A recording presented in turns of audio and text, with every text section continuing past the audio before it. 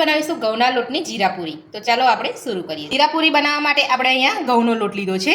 જીરાપુરી મેદાની બનતી હોય છે, પણ આજે આપણે અહીંયા ઘઉંના લોટની બનાવીશું। સૌથી પહેલા આપણે અહીંયા ઘઉંના લોટને ચાળી લઈશું। તો જ્યારે પણ આપણે અહીંયા જીરાપુરી બનાવીએ ત્યારે ઘઉંના લોટને આપણે અહીંયા ચાળીને જ લેવાનો છે। તો અંદર જે પણ કઈ વસ્તુ હોય એ બધું ચડાઈને ઉપર આવી જાય ચાળણીમાં। અહીંયા ઘઉંનો લોટ ચાળી લીધો છે। તો હવે આપણે 1 ચમચી જીરું લઈશું। જીરુંને આપણે અહીંયા અધકચરું વાટી લઈશું।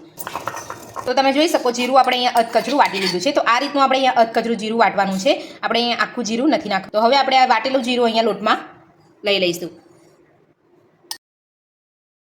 તો હવે આપણે અહીંયા સ્વાદ પ્રમાણે મીઠું નાખીશું।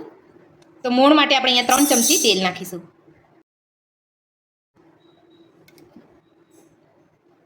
તો હવે આપણે હાથની મદદથી બધું સારી રીતે મિક્સ કરી લઈશું।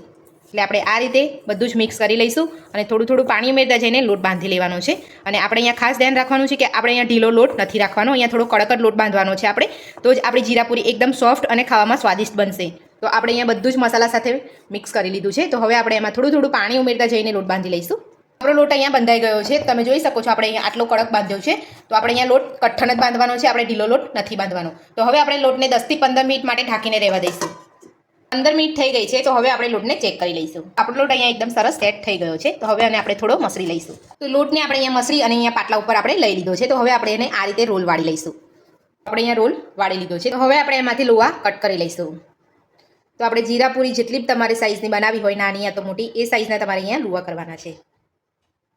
અહીંયા કટ કરી લીધો છે। તો એક વાટકી લોટમાંથી તમે 18 થી 20 જેટલી જીરાપુરી બનાવી શકો છો। તો હવે આપણે બધા જ લુવાને આપણે અહીંયા છૂટા પાડી લઈશું। આ રીતે બધા જ લુવા આપણે અહીંયા છૂટા પાડી દીધા છે। તો હવે આપણે એક વાસણમાં લઈ લઈશું। એમાંથી આપણે એક લુવો લઈ લઈશું, એને આ રીતે હાથમાં લઈશું અને એના રાઉન્ડ શેપમાં વાળી લઈશું।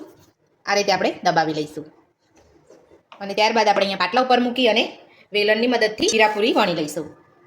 આપણે અહીંયા કોઈ પણ વટામણ વગર જ આપણે જીરાપુરીને આપણે અહીંયા વણવાની છે। અને જીરાપુરી વણતી વખતે એનું ખાસ ધ્યાન રાખવાનું છે કે જીરાપુરી તમારી પાતળી જ થવી જોઈએ। જો તમારી પાતળી પૂરી નહીં બને તો જ્યારે તમે તળશો ત્યારે ફૂલી પણ જશે અને ઠંડી થયા પછી એ ઓછી થઈ જશે। તો મારી અહીંયા જીરાપુરી વણાઈને તૈયાર છે।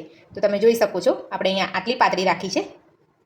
ની પાતળી પૂરી વણ્યા પછી આપણે અહીંયા કાંટાવાળી ચમચી લેવાની છે આ રીતે, અને અહીંયા આપણે અહીંયા થોડા કાણા કરી દેવાના છે। જ્યારે આપણે પૂરી તળીએ ત્યારે પૂરી આપણી ફૂલી ના જાય, એટલે આપણે આ રીતે આપણે અહીંયા કાંટાવાળી ચમચીથી કાણા કરી લેવાના છે। તો બધી જ આ રીતે પૂરી વણી અને કાણા કરી લઈશું। તો બધી જ જીરાપુરી આપણે અહીંયા વણીને તૈયાર કરી લીધી છે। તેલ ગરમ કરવા મૂકી દીધું છે। તો આપણે અહીંયા એકદમ ફૂલ ગેસ પર તેલ ગરમ નથી કરવાનું અને વધારે પડતું તેલ પણ આપણે અહીંયા ગરમ નથી થવા દેવાનું। તો હવે આપણે એમાં જીરાપુરીને તળી લઈશું। તળાઈને પૂરી ઉપર આવે એટલે એને આપણે પલટાવી લઈશું।